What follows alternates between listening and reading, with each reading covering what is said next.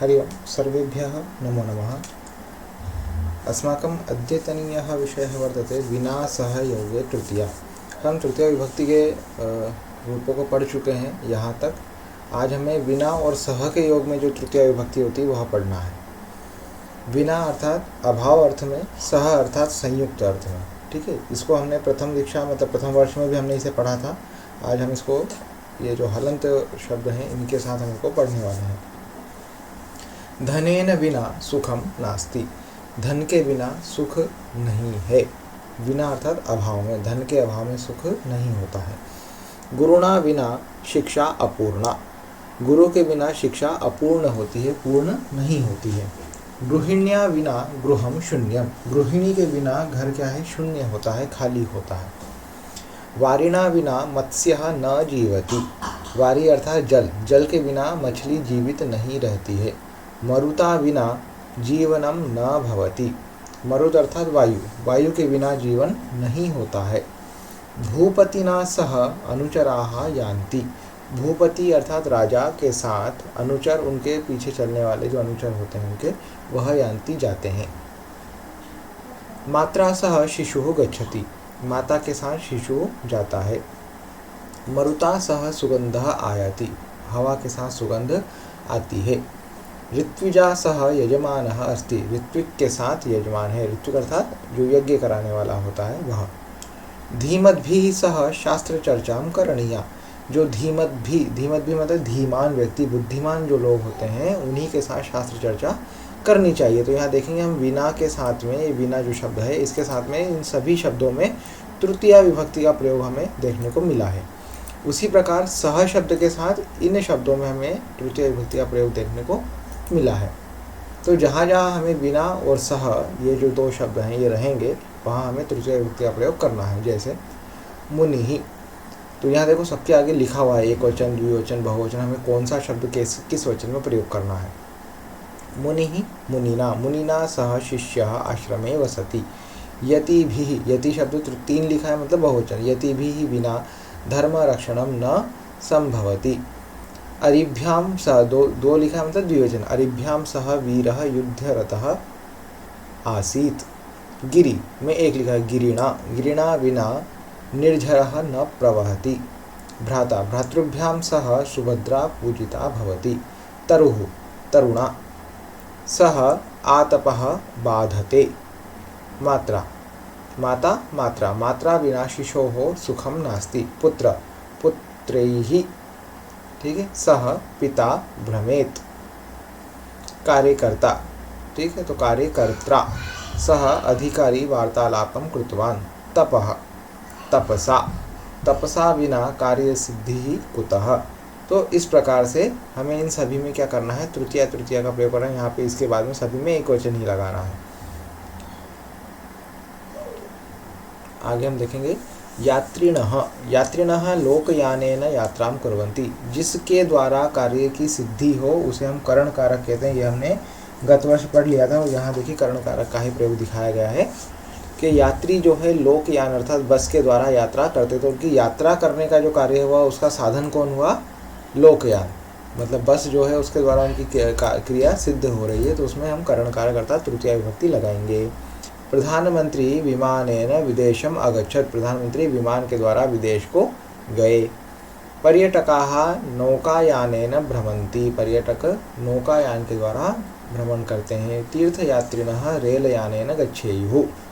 तीर्थयात्रियों को रेलयान के द्वारा जाना चाहिए। अहम मारुति यानेन नगरम गमिष्यामि। मैं मारुति यान के द्वारा नगर को जाऊंगा। तो यहाँ पे के द्वारा जो अर्थ है इसके लिए हम तृतीय विभक्ति का प्रयोग करते हैं, अर्थात वो साधन होता है। एतेषु उदाहरणेषु यानवाचक शब्देषु तृतीया प्रयुक्ता अस्ति। यहाँ पे यानवाचक शब्दों में सभी में तृतीय विभक्ति प्रयुक्त हुई है। रथः रथेन, अर्जुनः रथेन युद्धक्षेत्रम अगच्छत्। शकटः शकटेन, कृषिकाः शकटेन धान्यं वहन्ति। वायुयानं वायुयानेन, महात्मा गांधी वायुयानेन विदेशम अगच्छत्। राजस्थान प्रदेशे जनाः उष्ट्रशकटेन भारं वहन्ति। कलिंगाः नौका, अब नौका शब्द है तो नौकया, नौकया वाणिज्यम अकुर्वन्। छात्राः द्विचक्रिकया विद्यालयं यान्ति। त्रिचक्रिका नगरेषु त्रिचक्रिकया नागरिकाः भ्रमन्ति। ठीक है, वातानुकूलितयानेन वृद्धाः वातानुकूलितयानेन दूरदेशं गच्छन्ति। तो इस प्रकार से यहाँ देखिए यानवाचक जो शब्द हैं इन सभी में हमें तृतीया विभक्ति का प्रयोग करना है। इसके उपरांत आता है सदृश योगे तृतीया। सदृश योगे तृतीया अर्थात उसके समान जो शब्द होगा उसका साधर्म्य जिसके साथ होगा उसमें हम तृतीया लगाएंगे। जैसे अर्जुनेन सदृशः वीरः विरलः, अर्जुन के जैसा अर्जुन के समान कोई दूसरा वीर मिलना वह विरल है, कठिन है। पित्रा सदृशः पुत्रः अस्ति, पिता के जैसा पुत्र है, तो उसके समान उसके जैसा होना। मनुष्येण सदृशः बुद्धिमान प्राणी नास्ति, मनुष्य के समान कोई बुद्धिमानी प्राणी नहीं है। मात्रा सदृशी पुत्री, माता के जैसी उसकी पुत्री है। चंद्रेण सदृशम मुखम, चंद्रमा के समान क्या है, मुख है। एतेषु उदाहरणेषु सदृशार्थ शब्दस्य योगे तृतीया विभक्ति प्रयुक्ता अस्ति, इन सभी में क्या सदृश अर्थ में तृतीया विभक्ति का प्रयोग हुआ है। कोष्ठके निर्दिष्ट शब्दान समुचित रूपेण रिक्त स्थानम पूरयत, समुचित जो है समुचित रूप से इनका रिक्त स्थान की पूर्ति हमें करनी है।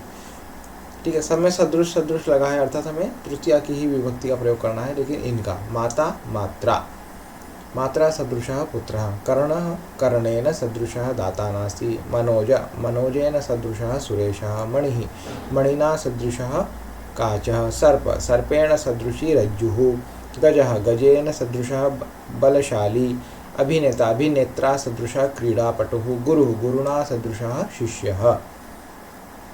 रुप्यक आदि योगे तृतीया, तो रुप्य मतलब धन आदि का जहाँ संबंध होता है वहाँ भी हम रुप्य शब्द में या मुद्रा जो शब्द है उनके साथ भी हम तृतीया विभक्ति का प्रयोग करते हैं। कैसे, अहम दशभिः रूप्यकैः एतां लेखनीं क्रीतवान्। माता शतेन मुद्राभिः वस्त्रं क्रीणाति। भगिनी पञ्चभिः रूप्यकैः लेखनीम् आनयति। आपणिकः षष्ट्याः रूप्यकैः वस्तूनि दत्तवान्। भवान् इदं पुस्तकं चतुर्भिः रूप्यकशतैः क्रीणातु। रूप्यकशतैः मतलब चतुर्भिः रूप्यकशतैः मतलब 400 रुपये। भवती कियता मूल्येन क्रीतवती, आपने कितने मूल्य में इसको खरीदा। ठीक है, तो यहाँ पे इस प्रकार की धन संबंधित बात जो होती है वहाँ में तृतीया विभक्ति का भी प्रयोग होता है। एतेषु उदाहरणेषु रूप्यकादि शब्दस्य योगे तृतीया विभक्ति प्रयुक्ता अस्ति। अब हम प्रयोग करेंगे।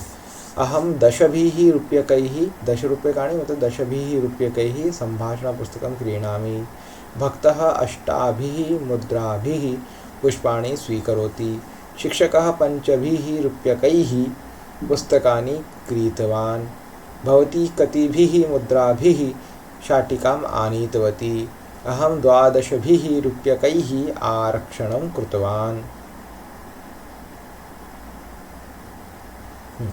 इसके उपरांत हमारा होली का उत्सव ऐसा पाठ है, लेकिन ये पाठ हम अब हमारी अगली कक्षा में पढ़ेंगे। आज हमें सिर्फ ये जो हमने विशेष पढ़ा है, एक तो रूप्यक, ये रुपये आदि जो संबंध होता है, रुपये आदि जो शब्द होते हैं, इनके साथ हमें तृतीया विभक्ति का प्रयोग करना है। आप इसका अभ्यास कीजिए। दूसरा, हमने जो सदृश रूप पढ़ा है कि भाई ये सदृश शब्द के साथ जो है तृतीया विभक्ति होती है, आप इसका भी अभ्यास कीजिए। और विना और सह के योग में तृतीया विभक्ति हो, ये यानवाचक शब्द में तृतीया विभक्ति और विना और सह के योग में तृतीया विभक्ति, तो इन सभी का आप अभ्यास कीजिए। कल की कक्षा में हम हमारे जो होलिकोत्सव का पाठ है वह पाठ पढ़ेंगे। तावत नमो नमः।